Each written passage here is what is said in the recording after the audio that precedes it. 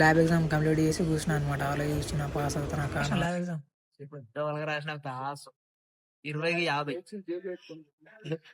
అరే ఎట్లా రాసినారు అరే? అరే వాళ్ళు అక్కడక అరే ఎట్లా రాసిన ల్యాబ్ ఎగ్జామ్?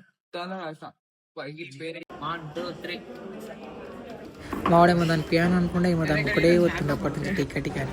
ఆ గ్యాప్లోనే లంచ్ బ్రేక్ అనమాట. వచ్చేసినాం బయటికి క్యాంటీన్కి. వాడన్నట్టు చేసే పిల్లలకి వెళ్దామంటే జనగణమనాధినాయక జయ హే. వాడేమో ఒక పాట పాడి పిల్లని పాడేస్తా అంటున్నాడు. ఇట్లా పాడుతుండే చూడండి. అందంగా ఉన్నావే నీ నిన్ను పొందేటందుకే పుట్టానే బొమ్మ. టైం పాస్ అయిపోయినాక సీతమ్మ వాళ్ళు ప్రాక్టీస్ చేశారు. కబడ్డీ నీకు వచ్చిన అనమాట. ఎట్లా ఆడుతారు ఏంటనేది టోర్నమెంట్ ఉందన్నమాట.